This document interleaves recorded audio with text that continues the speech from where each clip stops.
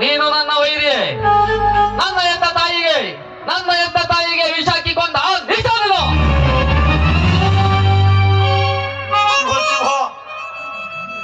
ನನ್ನ ಚಿಕ್ಕಮ್ಮನಿಗೆ ನಾನೇಕಪ್ಪ ವಿಷ ಹಾಕಿಕೊಳ್ಳಲಿ? ನನ್ನ ಚಿಕ್ಕಮ್ಮ ನನಗೆ ದೇವರ ಸಮಾನವಾಗಿದ್ದಳು. ನಾವು ಚಿಕ್ಕವರಿದ್ದಾಗ ನಮ್ಮನ್ನ ಆಡಿಸಿ ಬೆಳೆಸ ದೇವತೆ ಅವಳು. ಅಂತ ಚಿಕ್ಕಮ್ಮನನ್ನ ಅನೇಕಪ್ಪ ವಿಷ ಹಾಕಿಗಳು ಕೊಂದಳು. ಇಲ್ಲ ಸೂರ್ಯ, ನಾನು ಚಿಕ್ಕಮ್ಮನನ್ನು ಕೊಂದಿಲ್ಲ.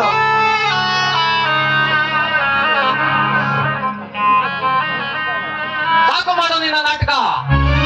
ನನ್ನ ತಾಯಿಯ ಮೇಲೆ ಅಪ್ಪಾಜಿ ಅವರು ಇಟ್ಟಿದ್ದ ಅಪಾರವಾದ ಪ್ರೀತಿಯನ್ನು ಸಹಿಸಲಾಗದೆ ನನ್ನ ತಾಯಿಯನ್ನು ಕೊಂದಿರುವೆ. ಇಲ್ಲ ಸೂರ್ಯ, ಇಲ್ಲ. ಅಪ್ಪಾಜಿ ಎಲ್ಲರನ್ನು ಅಪಾರವಾಗಿ ಪ್ರೀತಿಸುತ್ತಿದ್ದರು.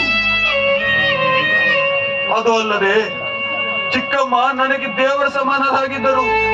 ಅಂತ ದೇವರ ಸಮಾನರಾದ ನನ್ನ ಚಿಕ್ಕಮ್ಮನ ನಾನು ವಿಷ ಹಾಕಿ ಕೊಳ್ಳಲಿಲ್ಲ. ಸೂರ್ಯ, ಈ ವಿಷಯನ ನಿನಗೆ ಯಾರು ಹೇಳಿದ್ರು? ಯಾರು ಯಾಕೆ ಹೇಳ್ಬೇಕು? ಇಡೀ ಊರು ಹೇಳುತ್ತೆ ಕೊಲೆ ಮಾಡಿದ ಕೊಲೆಗಾರ ನೀನು ಅಂತ. ಕಾಂಚನ, ನಾನು ಕೊಲೆಗಾರನಲ್ಲಮ್ಮ, ನಾನು ಕೊಲೆಗಾರನಲ್ಲ. ನನ್ನ ಹೆತ್ತ ತಾಯಿಯ ಮೇಲೆ ಆಣೆ ಮಾಡಿ ಹೇಳುತ್ತೇನೆ, ನಾನು ಚಿಕ್ಕಮ್ಮನನ್ನು ಕೊಂದಿಲ್ಲ. ಸೂರ್ಯ, ನನ್ನ ಹೆಸರಿಗೆ ಕಳಂಕ ತರಬೇಕೆಂದು ಯಾರೋ ಕಟುಕರು ಕಟ್ಟಿದ ಕಟ್ಟುಕತೆಯಮ್ಮ ಇದು. ಸೂರ್ಯ, ನೀನಾದ್ರೂ ಹೇಳಪ್ಪ ಕಾಂಚನಾಳಿಗೆ. ಹೇಳೋದಕ್ಕೆ ಏನು ಉಳಿದೈತೆ? ಎಲ್ಲ ಸರ್ವನಾಶ ಆಗೈತೆ. ನನಗೆ ಜನ್ಮ ಕೊಟ್ಟ ತಾಯಿಯ ಮುಖ ನೋಡುವ ಭಾಗ್ಯ ಕಿತ್ಕೊಂಡ ಕಟ್ಟ ನೀನು.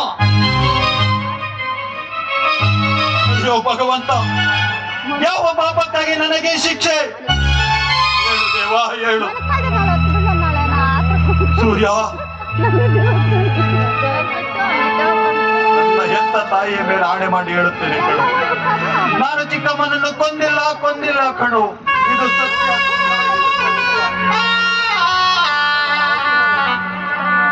ನಿನ್ನ ಹೆರಿಗೆ ಸಮಯದಲ್ಲಿ ಚಿಕ್ಕಮ್ಮ ಪ್ರಾಣ ಬಿಟ್ಟಳು ಕಣು. ನನ್ನನ್ನು ನಂಬಪ್ಪ. ಈ ನಿನ್ನ ಕಟ್ಟುಕತೆ ನಂಬಲಿಕ್ಕೆ ನಾನೇನು ಮುಟ್ಟಾಳಲ್ಲ. ಕಾಂಚನ, ನೀವು ಹೊಟ್ಟೆ ತುಂಬ ಅನ್ನ ಹಾಕ್ಬೇಡ.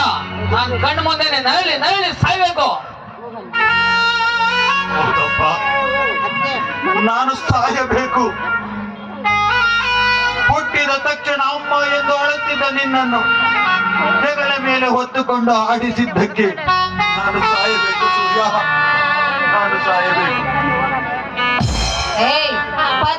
ನಿನ್ನನ್ನು ಎತ್ತಿ ಆಡಿಸಿ ಹೆಗಲೆ ಅಂಗಾಲು ತೊಳೆದು ಬೆಳೆಸಿದ್ದಕ್ಕೆ ನಾನು ಸಾಯಬೇಕು.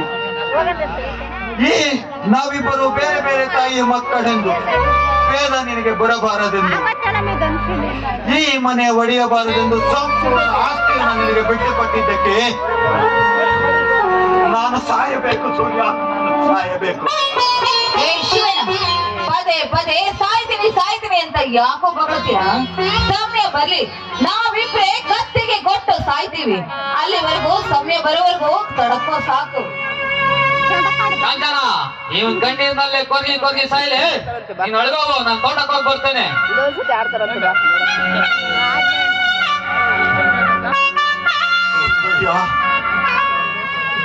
ನೋಡಿದ್ಯಾ, ಅಂದು ಅಪ್ಪಾಜಿಯಿಂದ ನನಗೆ ದೊರೆಯ ಪಟ್ಟ. ಆದರೆ ಇಂದು ರಕ್ತ ಹಂಚಿಕೊಂಡು ಹುಟ್ಟಿದ ತಮ್ಮನಿಂದಲೇ ಕೊಲೆಗಾರನ ಪಟ್ಟ. ನೋಡಿದ್ಯಾ, ನಿನ್ನ ಗಂಡನಿಗೆ ಎಂತೆಂತಹ ಪಟ್ಟಗಳು ಸಿಗುತ್ತಿವೆ ಎಂದು. ಸೌಂದರ್ಯ, ಅರಸನಾಗಿ ಬದುಕಿದವನು ಆಳಾಗಿ ಬದುಕಬಹುದು. ಆದರೆ ಈ ಕಳಂಕ ಹೊತ್ತುಕೊಂಡು ಹೇಗೆ ಬದುಕಲು ಸೌಂದರ್ಯ? ಹೇಗೆ ಬದುಕ?